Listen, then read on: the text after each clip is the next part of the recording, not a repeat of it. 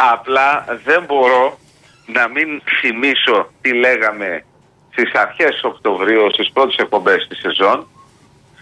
Θυμάστε που είχαμε πει για ένα ποίημα που μου είχαν στείλει, που λέγεται The Second Coming? Βεβαίως, γιατί είχε κάνει. Ναι. Το θυμάστε? Βεβαίως. Ναι. Θυμάστε το λέγαμε, Λεωνίδα? Ναι. Μου στείλανε από την Αγγλία. Και θυμάστε που λέγαμε ότι θα σκάσει μεγάλη ιστορία σιγά σιγά μέσα στη χρονιά? Έτσι. Βέβαια. Γιατί κάποιοι λένε διάφορα. Λοιπόν, δυστυχώς είμαστε στα πρώτα στάδια του ποίηματος που τα βλέπουμε τώρα. Μένα τότε μου είχαν δώσει, για να είμαι ακριβής, μου είχαν δώσει και μου είχαν πει μέχρι τον Ιούνιο. Μέχρι τον Ιούνιο, με επίκεντρο την Άνοιξη. Έτσι μου είχαν πει. Επικαλούμε τα ηχητικά, τα οποία παίζουν από τις εκπομπές μας. Έτσι, κατά καιρούς και στο YouTube και τα λοιπά. Και στις φίλες και στους φίλους τα λέγαμε. Δεν τα λέω λοιπόν εγώ, για να είμαι ξεκάθαρος. Τα συζητάω και μαθαίνω από ανθρώπους που, εντάξει, όντως το πρώτο μου πτυχίο, σωστά το λες Σπύρο μου, είναι σε οικονομικές επιστήμες, αλλά μιλάω και με ανθρώπους οι οποίοι πλέον έχουν 5 πτυχία.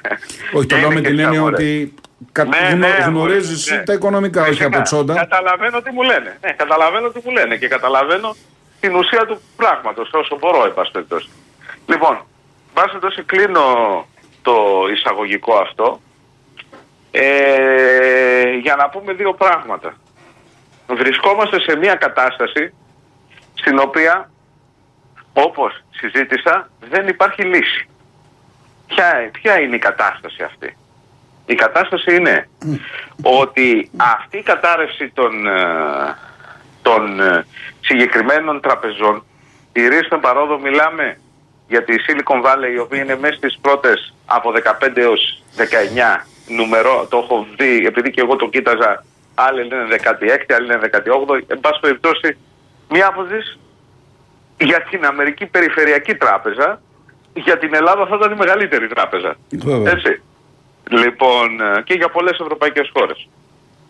Λοιπόν, το πρόβλημα έγκυται αρχικώς σε πρακτικό επίπεδο στο ζήτημα ότι λόγω της αύξησης των επιτοκίων, τα οποία λαμβάνουν χώρα, επί της ουσίας τι συμβαίνει?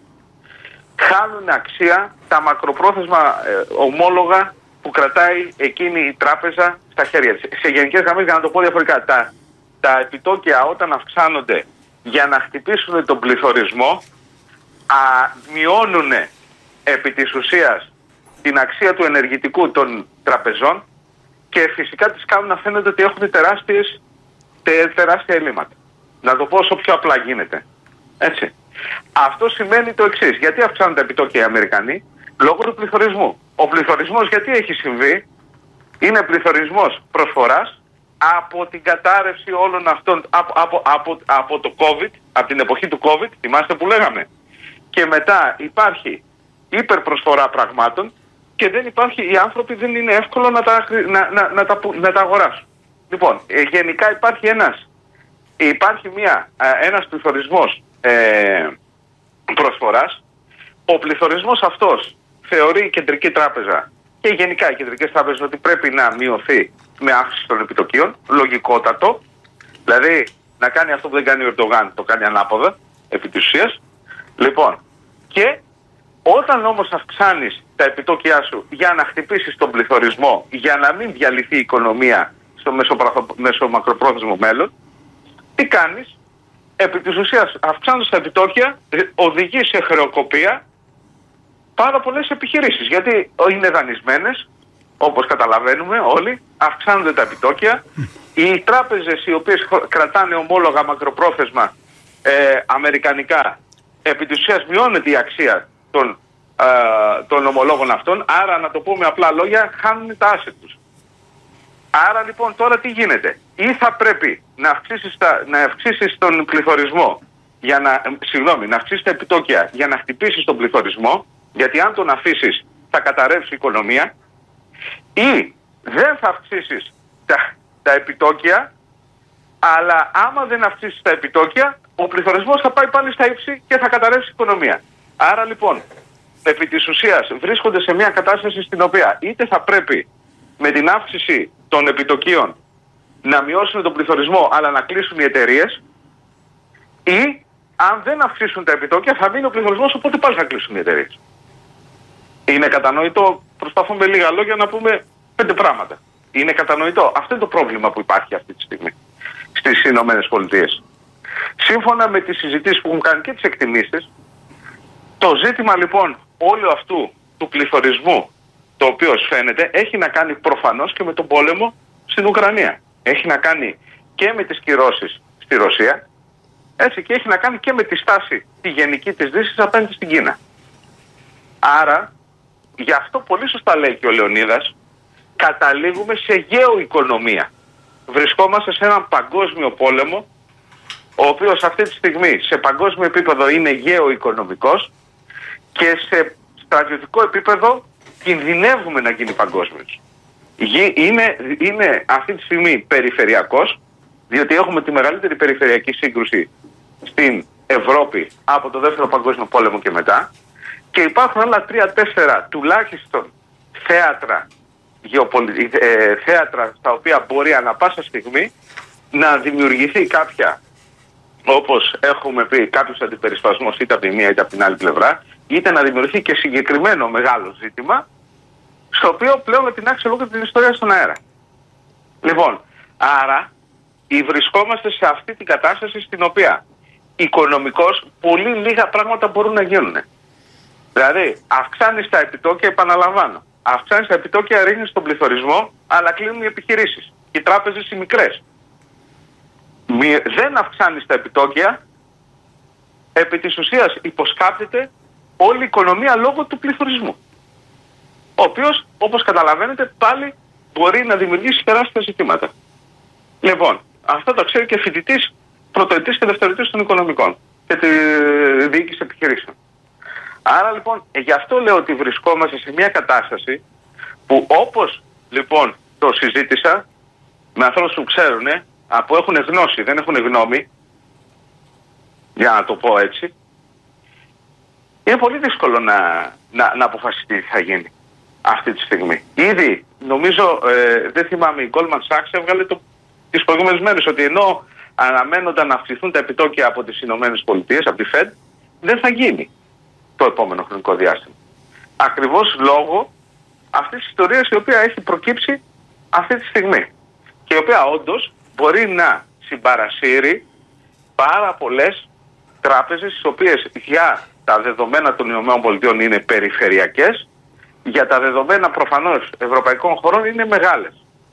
Εάν αυτό θα περάσει προς την Ευρώπη, και μόνο η ανησυχία που βλέπετε στις κινήσεις καταδεικνύουν την πραγματικότητα. Η πραγματικότητα είναι ότι μπορεί να περάσει στην Ευρώπη και αρχικώς μπορεί να περάσει με περαιτέρω αύξηση των επιτοκίων. Οπότε αυτό το οποίο παθαίνουν αυτή τη στιγμή στην Αμερική μπορούμε να το πάθουμε και εμείς εδώ πέρα. Στις ήδη αιμορραγούσες τράπεζες. Ακριβώς. Γι' αυτό λοιπόν είναι μια δύσκολη κατάσταση. Αυτή τη στιγμή υπάρχουν και χαίνουσες πληγές ήδη στην Ευρώπη σε τεράστια τραπεζικά και χρηματοπιστωτικά ιδρύματα, τεράστια. Και θα τα αφήσω εδώ το συγκεκριμένο θέμα. Λοιπόν, τα οποία θεωρητικά μπορούν να πληγούν με οτιδήποτε αυτό μπορεί να σημαίνει για την ευρύτερη ισορροπία. Άρα λοιπόν καταλήγω ως μια αρχική τοποθέτηση ότι είναι όντως πολύ δύσκολη η κατάσταση, όντως είναι κάτι το οποίο αναμενόταν να γίνει λόγω ακριβώς της υπάρχουσας κατάστασης. Εξού και εγώ, όπως το συζήτησα από τον Οκτώβρη, το λέγαμε, εμείς μάλλον το λέγαμε από την εκπομπή, και να που σιγά σιγά φαίνεται να συμβαίνει, και σίγουρα καταλαβαίνετε ότι όποιος και να βγει κυβερνητικός να πει ότι δεν υπάρχει κίνδυνος κτλ. Όπως ένας φίλος εδώ που το συζητούσα πριν λίγο μου είπε, θυμάστε, έχετε υπόψη σας όταν είναι η ομάδα δεν πάει καλά και βγάζει την ανακοίνωση ότι στηρίζουμε τον προπονητή απολύτως και την επόμενη απολύεται. Κάπως έτσι είναι η κατάσταση. Δηλαδή προφανώς λένε αυτό που πρέπει να πούνε, αλλά το εάν και εφόσον, το κατά πόσον μάλλον αυτό θα διαχυθεί στην οικονομία και θα περάσει στην Ευρώπη, αυτό έχει να κάνει πάρα πολύ με το πώς οι αγορές θα αντιληφθούν εάν είναι αξιόπιστη η παρέμβαση του κράτους, έτσι, με τα προγράμματα διάσωσης όπως πρέπει να γίνουν, και κατά πώς θα πιστούν ότι αυτό τους παρέχει ασφάλεια. Η ουσία όμως όλου αυτού του πράγματος που συζητάμε είναι ότι υπάρχει τεράστιο παγκόσμιο χρέος, αγαπητοί φίλοι. Αυτό είναι όλη η ιστορία. Δηλαδή το χρέος το οποίο έχει δημιουργηθεί, το πληθωριστικό χρήμα το οποίο έχει δημιουργηθεί τα τελευταία 10-12 χρόνια, δηλαδή αυτό που έχουν κόψει σε δολάριο οι Αμερικανοί, τρισεκατομμυρίων από την κρίση, μόνο αν δεν κάνω λάθος, ο Ομπάμα είχε κόψει 3-3 στην αρχή της παγκόσμιας οικονομικής κρίσης, έτσι, το 2008-2009. Λοιπόν, και ύστερα το πόσα χρήματα κόπηκαν, έτσι, από τις αμερικανικές αρχές για την περίοδο του COVID, έτσι, έχει δημιουργηθεί μια τέτοια φούσκα η οποία είναι πάρα πολύ δύσκολα να γίνει διαχειρίσιμη. Αυτή η φούσκα, ένας τρόπος, υπάρχουν διάφοροι που εν πάση περιπτώσει με τους συνομιλητές συζητάμε, αλλά εν πάση περιπτώσει ο τρόπος ο οποίος έχουμε μάθει να το γίνεται είναι με τεράστια λιτότητα. Με τεράστια, και αυτός δεν είναι και σίγουρος πλέον λόγω του μεγέθους του προβλήματος το οποίο υπάρχει. Και δυστυχώς, αγαπητοί φίλοι, ο άλλος τρόπος είναι ο πόλεμος. Ακριβώς, από το στόμα μου το πήρες. Ότι δεν θέλω να πω παρετέρω. Η επόμενη είσοδος μετά από αυτό είναι ο πόλεμος. Δυστυχώς. Η καταστροφή δηλαδή πληθυσμού και εδαφών για να γίνει ρεσέτ. Να θυμίσω την κουβέντα που έγινε στον πρώτον Γκουτ το 1943.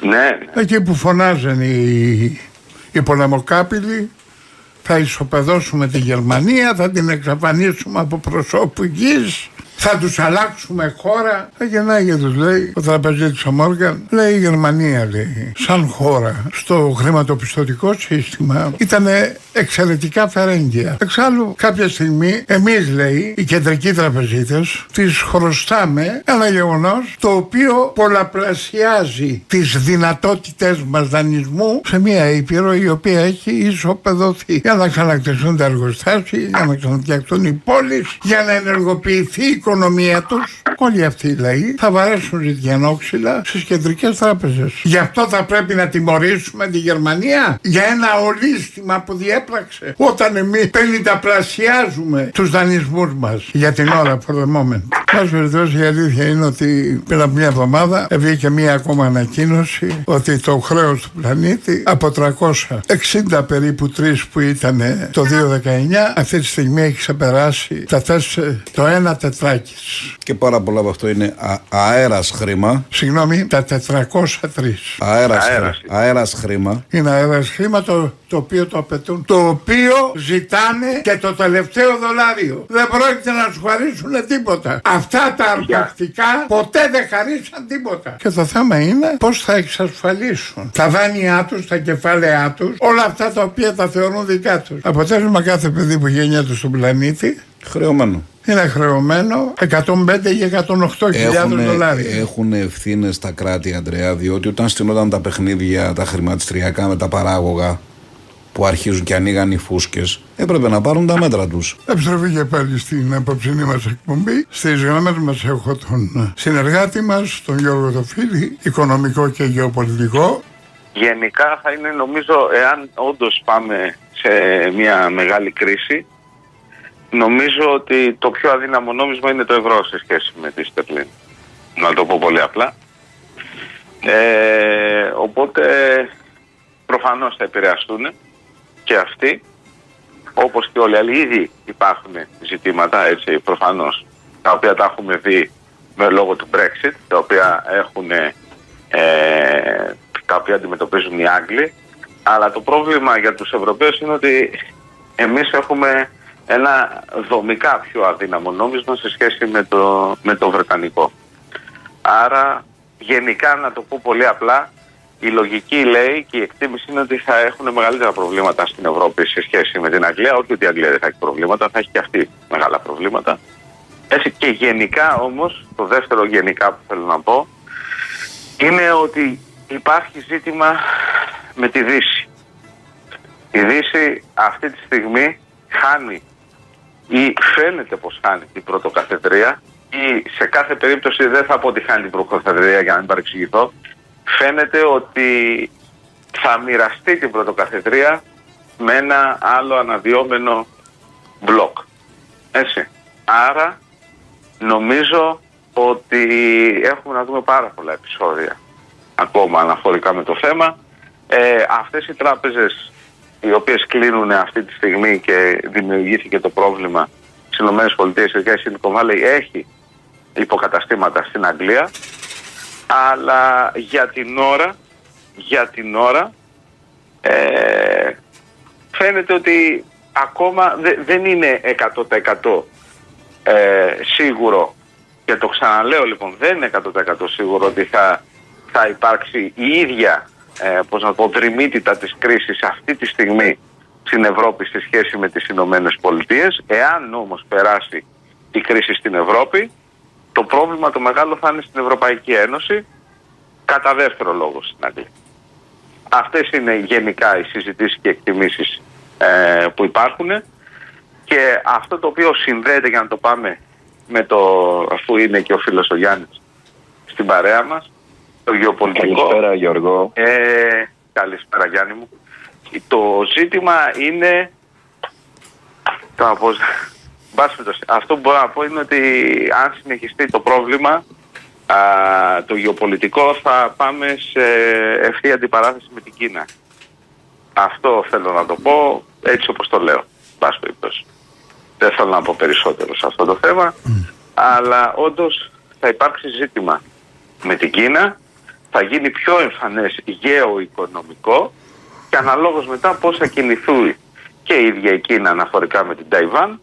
Υπενθυμίζω ότι για τρίτη θητεία, έτσι, Xi Jinping επισκέπτεται τις επόμενες μέρες, μάλλον θα επισκεφτεί την Ρωσία, έτσι, σε μια επίσκεψη η οποία μάλλον ήταν για τον επόμενο μήνα, αλλά επισπεύδεται, με ό,τι αυτό μπορεί να σημαίνει. Άρα λοιπόν γενικά η κρίση, για να εγκατακλείδει, μπορεί να περάσει στην Ευρώπη, θα περάσει σίγουρα στον τομέα των επιτοκίων, με ό,τι αυτό σημαίνει λοιπόν από εκεί και ύστερα για την οικονομία μας. Υπάρχουν τραπεζικά και χρηματοπιστωτικά ιδρύματα στην Ευρώπη τα οποία έχουν συγκεκριμένα ζητήματα πολύ μεγάλα, τα οποία όντως, εάν υπάρξει ζήτημα, θα δημιουργήσουν ακόμα μεγαλύτερο πρόβλημα. Εάν περάσει η κρίση στην Ευρώπη, η Ευρωπαϊκή Ένωση θα χτυπηθεί περισσότερο από την Μεγάλη Βρετανία, και το επόμενο που θέλω να πω είναι ότι, για να ολοκληρώσω, ότι βαδίζουμε σε πιο δύσκολες καταστάσεις και με την Κίνα. Η Κίνα, Γιώργο, από ό,τι φαίνεται ξεφορτώνεται μαζικά αμερικάνικα ομόλογα τελευταία και στρέφεται στο χρυσό. Οι Αμερικανοί στρέφονται στο χρυσό, Λεωνίδα μου.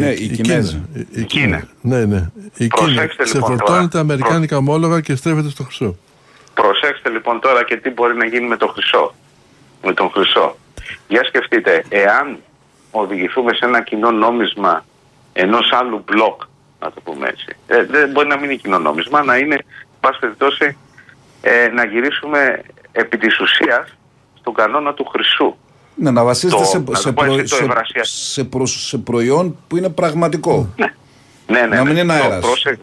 Προσέξτε τώρα, να γυρίσουμε λοιπόν στον κανόνα του χρυσού, θετικό μπλοκ. Είτε έχει νόμισμα κοινό, είτε μιλάμε για το ρένμιτι κτλ.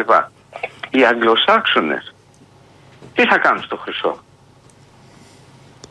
Δεν θα το χτυπήσουν το χρυσό, γιατί όταν θα έχουν ένα αντίστοιχο νόμισμα ανταγωνιστικό προς αυτούς, το οποίο θα βασίζεται στο χρυσό. Δηλαδή θέλω να πω με αυτό, και αυτό πάλι ήταν μέρος συζήτησης και μου κάνεις ωραία πάσα, γιατί δεν το είχαμε φέρει στη συζήτησή μας. Αυτό τι σημαίνει? Αυτό σημαίνει ότι πλέον ακόμα και τα πιο ασφαλή, πώς να το πω τώρα, καταφύγια της αγοράς, όπως είναι τα μέταλλα, έτσι, φαίνεται ότι θα μπουν πλέον, πώς να πω τώρα, στο κέντρο της αντιπαράθεσης μεταξύ Ανατολής και Δύσης, εάν καταλήξουμε να μπούμε στο κανόνα του Χρυσού, τουλάχιστον το ένα από τα δύο στρατόπεδα. Για σκεφτείτε το αυτό. Είναι δηλαδή πλέον, θέλω να πω ότι φτάνουμε σε μια κατάσταση η οποία είναι τρέλα. Δεν έχεις κάτι σταθερό να πεις αυτή τη στιγμή. Το μόνο σταθερό που μπορείς να πεις είναι ότι θα οδηγηθούμε σε τεράστια αστάθεια. Το ότι ζούμε μια κατάσταση στην οποία πραγματικά ο πλανήτης έχει να τη δει δεκαετίες επί δεκαετιών.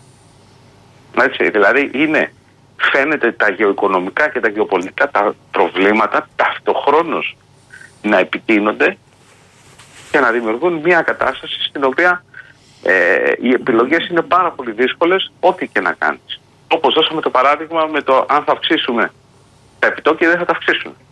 Έτσι, που το δώσαμε στο μικρό κόσμο, στον κόσμο των χρηματοοικονομικών. Αντιστοίχως, πολύ δύσκολες επιλογές θα έχουν να κάνουν οι κυβερνήσεις και στο απόλυτα γεωπολιτικό επίπεδο. Το οποίο όμως είναι απολύτως συνδυασμένο και συνυφασμένο με το γεωοικονομικό. Διότι είναι το ίδιο και το αυτό. Σίγουρα είναι. Και απόδειξη αυτό με την Κίνα που λέμε και την επίσκεψη στη Ρωσία, που μάλλον θα είναι ουσιαστικά μια ενέργεια για να δείξει ότι συσφίγγουν τη στρατιωτική του συνεργασία πέραν των άλλων. Σίγουρα.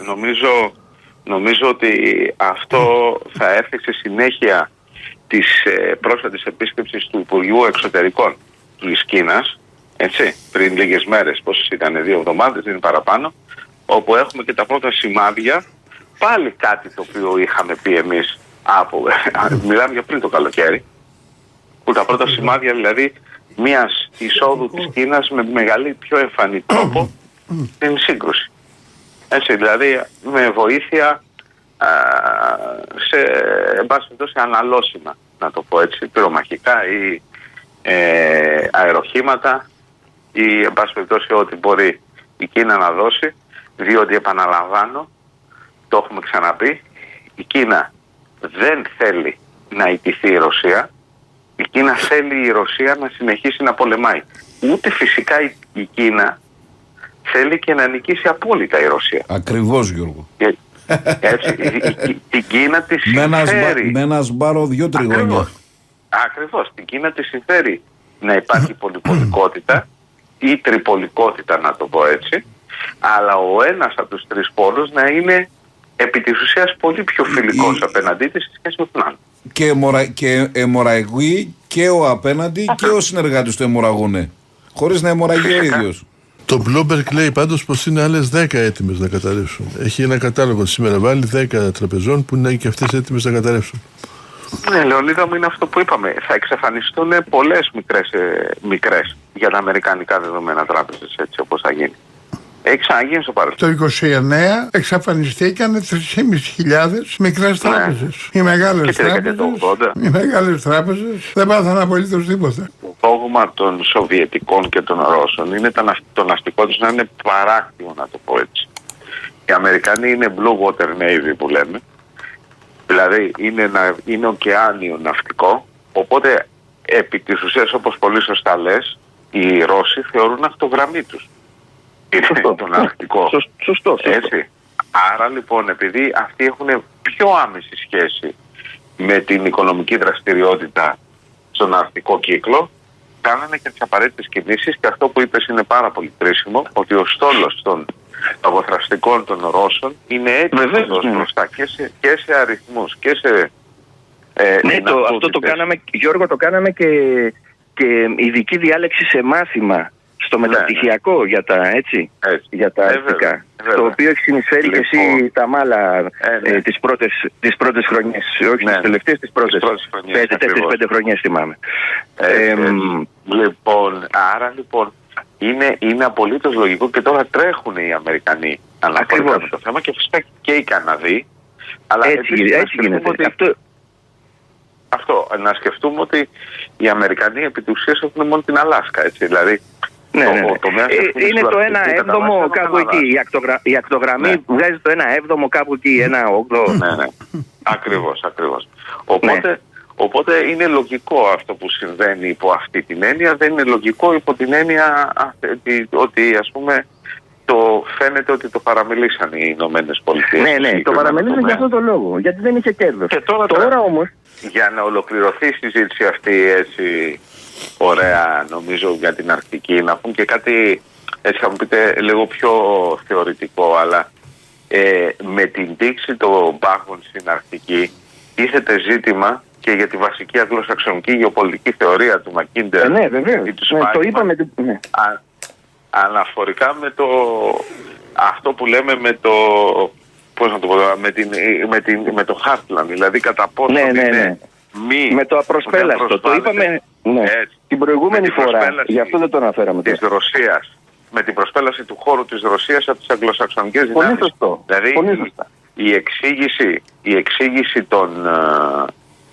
της στρατιωτικοποίησης από την πλευρά της Ρωσίας όλης της αυτογραμμής έχει να κάνει και, νομίζω, κατά την άποψή μου δηλαδή πάντα, και με το ζήτημα της προστασίας, όπως το βλέπουν οι Ρώσοι, ακόμα και σε θεωρητικό επίπεδο, όπως εξηγεί όποιος ενδιαφέρεται και έχει διαβάσει τη βασική αυτή βασικότατη για να εξηγεί τα πράγματα και να τα καταλαβαίνει σωστά και όχι πίσω από παροπίδες ιδεολογίας. Έτσι όπως το λες, ακριβώς είναι. Έχει αντίκτυπο στον τρόπο που λειτουργεί η γεωστρατηγική των κρατών μέχρι τώρα. Ακριβώς. Δεν είναι απλά οικονομικό ή ενεργειακό. Έχει αντίκτυπο ακόμα και στη φιλοσοφία που διαβάζεις. Βεβαίως. Τώρα δηλαδή, τώρα μπορεί η Ρωσία να έχει λιμάνι και για τους 12 μήνες, το οποίο δεν θα είναι παγωμένο, έτσι, τα πιο κάτω λιμάνια, εγώ λέω, για τα πιο κάτω, έτσι, και θα μπορεί να οικοδομήσει στόλο. Θα μπορεί να οικοδομήσει στόλο. Τα θερμά ύδατα δηλαδή και την Τουρκία την έχει λιγότερο ανάγκη. Τώρα περνάμε σε άλλο θέμα. Αν η Τουρκία μετά την τήξη των πάγων έχει την ίδια ισχύ που είχε πριν. Έχετε βάλει τρία μεγάλα θέματα. Το ένα είναι η Ευρασία για το Αφγανιστάν που έχουμε αφήσει στη μέση. Το άλλο για την αλλαγή της γεωπολιτικής θεωρίας που καταργείται τώρα του Μακίντερ και όλα αυτά. Και το τρίτο, τι θα γίνει με τον Αρκτικό κύκλο και την Τουρκία. Αν φυσικά σας άρεσε το βίντεο και εκτιμάτε την προσπάθεια ενημέρωση που κάνω, μην ξεχάσετε να γίνετε συνδρομητής/συνδρομήτρια στο κανάλι μου και να πατήσετε μου αρέσει κάτω από το βίντεο.